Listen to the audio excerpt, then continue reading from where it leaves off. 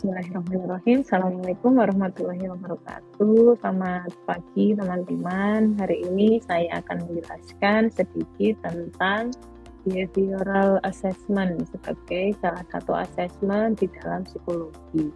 Di materi sebelumnya, teman-teman sudah membaca tentang salah satu bentuk asesmen yaitu wawancara. Nah, ini adalah salah satu bagian yang lain. Kalau wawancara itu seperti yang teman-teman tahu, yang dilakukan adalah mendapatkan informasi secara langsung dalam bentuk ini ya, lisan, maka ini adalah bentuk yang lain. Oke, kita lanjutkan. Jadi ini adalah pengertian dari behavioral assessment atau asesmen perilaku. Ini adalah pendekatan asesmen yang berfokus pada perilaku yang dapat diamati secara langsung dalam konteks nyata. Jadi situasinya itu ada, kemudian teman-teman mengamati dan mencatat perilaku yang muncul sesuai dengan tujuan asesmen itu sendiri. Nah, fokus utamanya ada dua. Yang pertama, apa yang dilakukan individu.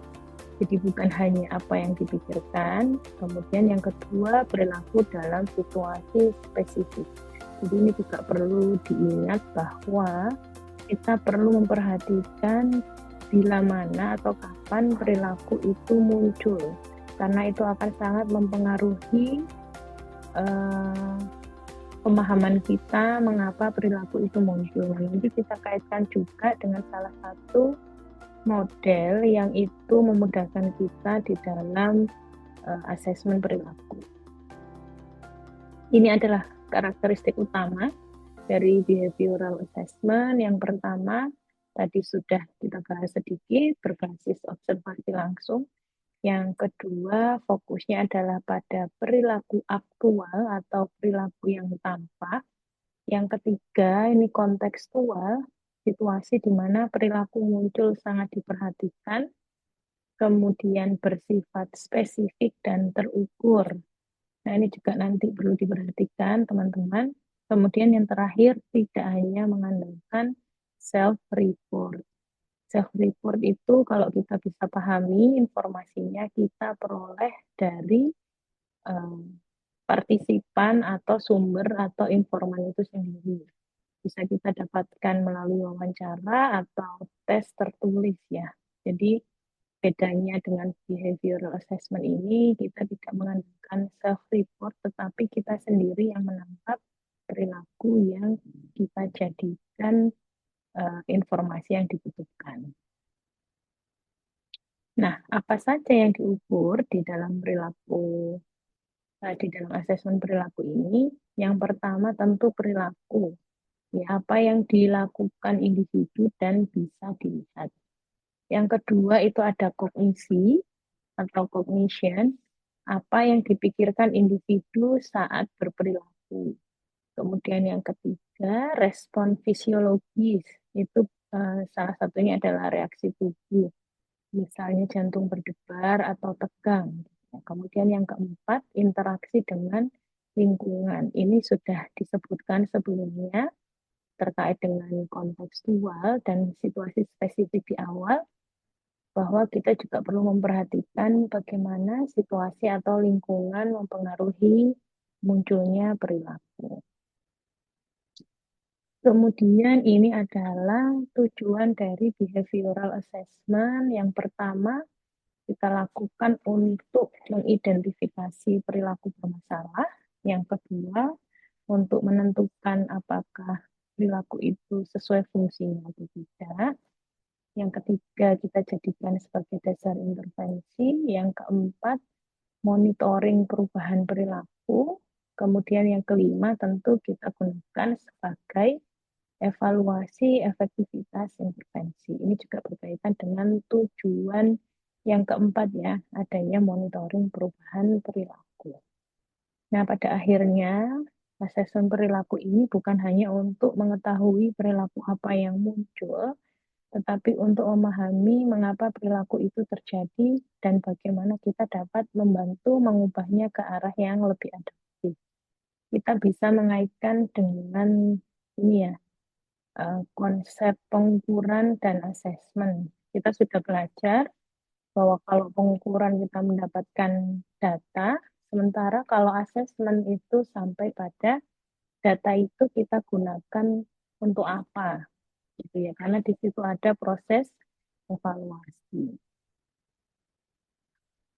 Nah, ini prinsip utama yang digunakan di dalam asesmen perilaku. Ada yang namanya model ABC, ya ada antecedent itu untuk A-nya, behavior itu B-nya, dan consequence itu C-nya. Jadi,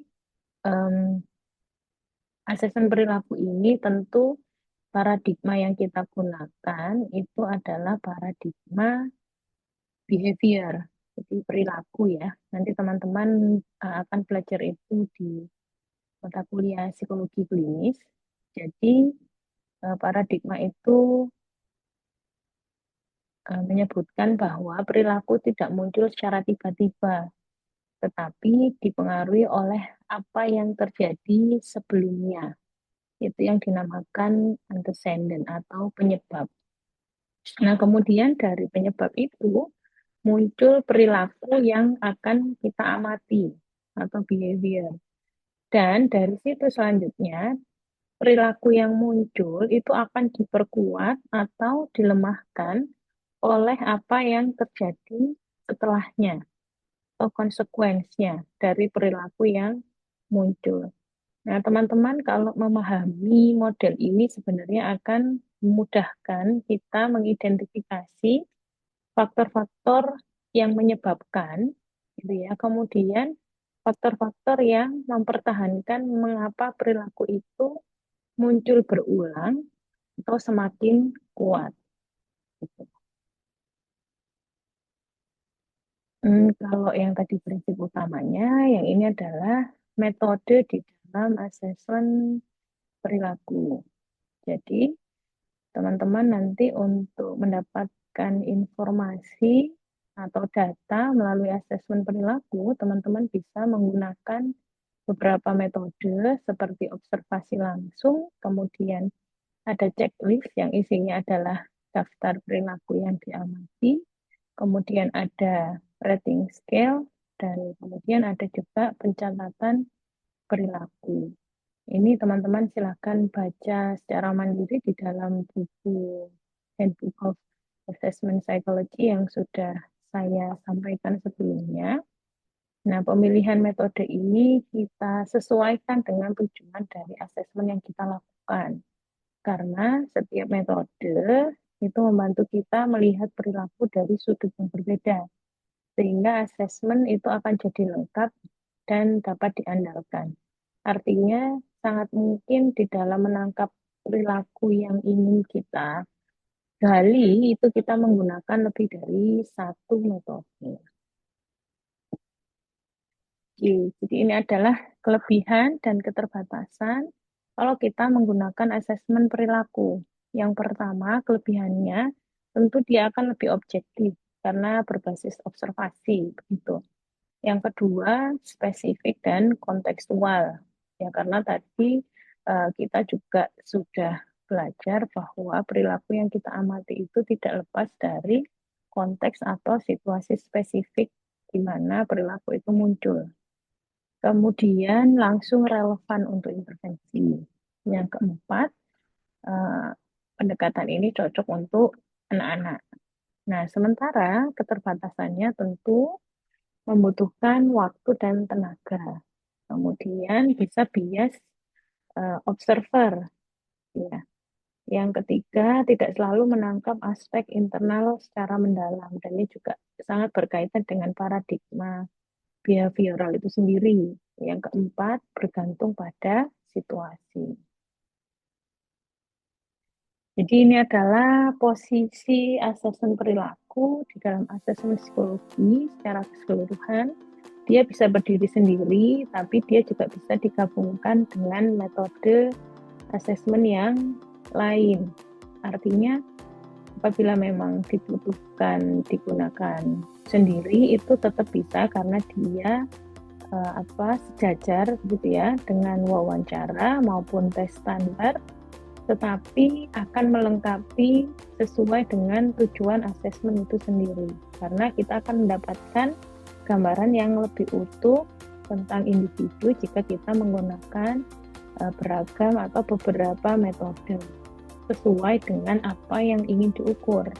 Nah, oleh karena itu, hasil asesmen yang baik adalah hasil dari integrasi beberapa metode, bukan hanya mengandalkan satu pendekatan atau satu metode saja.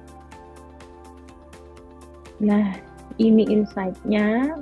Behavioral assessment membantu kita melihat apa yang benar-benar terjadi, bukan hanya apa yang dilaporkan. Ini adalah referensinya. Terima kasih. Assalamualaikum warahmatullahi wabarakatuh.